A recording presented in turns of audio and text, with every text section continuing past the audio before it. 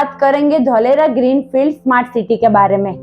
जैसे last video में हमने बताया था कि इस सिटी के 15 जोन के बारे में, तो आज हम बताएंगे 6 टीपीज के बारे में, जिसमें पूरे धोलेरा सिटी को बांटा गया है। सभी टीपीज में जिस जोन का ज्यादा एरिया है वो पहले नंबर पर रखेंगे और फिर जो सबसे कम एरिया है वो लास्ट नंबर पे रखेंगे।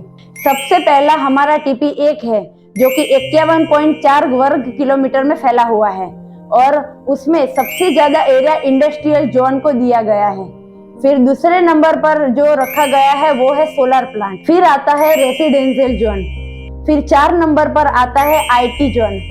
फिर आता है रिक्रिएशन, स्पोर्ट्स और एंटरटेनमेंट जोन। फिर आता है पब्लिक फैसिलिटीज जोन। सबसे लास्ट में कम एरिया को कवर करते हुए आता है सिटी सेंटर। अब हम बात करेंगे टीपी 2 के बारे में, जो कि पूरे 102.34 वर्ग किलोमीटर में फैला हुआ है। धोलेरा का जो 22 वर्ग किलोमीटर का एक्टिवेशन एरिया है, जो अभी बन चुका है, ज्यादातर टीपी 2 में आता है और इसमें एबीसीडी बिल्डिंग भी आता है। सबसे ज्यादा कवरेज वाला एरिया आता है वो है रेजिडेंशियल जोन। फिर आता है इंडस्ट्रियल जोन। फिर तीसरे नंबर पर आता है रिक्रिएशन और आईटी जोन। फिर आता है सिटी सेंटर और हाई एक्सेस कॉरिडोर।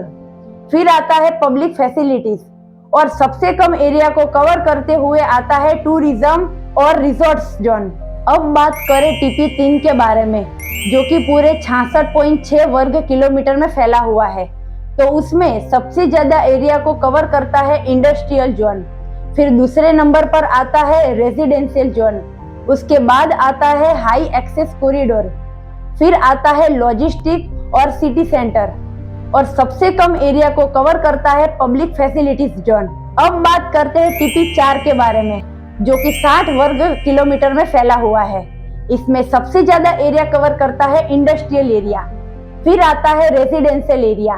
फिर तीसरे नंबर पर आता है हाई एक्सेस कॉरिडोर। फिर आता है पब्लिक फैसिलिटी। फिर 5 नंबर पर आता है सिटी सेंटर और सबसे कम एरिया को कवर करता है टूरिज्म और रिसोर्स एरिया। अब बात करेंगे टीपी 5 के बारे में, जो कि 74.75 वर्ग किलोमीटर में फैला हुआ है। इसमें सबसे ज्यादा एरिया को कवर करता है इंडस्ट्रियल जोन। फिर आता है रेजिडेंशियल जोन। फिर तीसरे नंबर पर आता है हाई एक्सेस कॉरिडोर। फिर आता है पब्लिक फैसिलिटीज जोन। फिर आता है सिटी सेंटर और रिक्रिएशन जोन और फिर सबसे कम एरिया को कवर करता है टूरिज्म और रिसोर्स एरिया। और अब आता है लास्ट टीपी 6, जो कि 67.33 वर्ग किलोमीटर में फैला हुआ है। इसमें सबसे ज्यादा एरिया को रिक्रिएशन जोन ने कवर किया है। फिर आता है आईटी जोन। फिर आता है पब्लिक फैसिलिटीज और सबसे कम एरिया को कवर करता है सिटी सेंटर। अगर आप भी कम इन्वेस्टमेंट में ज्यादा प्रॉफिट करना चाहते हो तो आज ही डेंटी धोलेरा प्रॉपर्टी को फॉलो करें, शेयर करें और इस वीडियो को जरूर से लाइक करें। Thank you.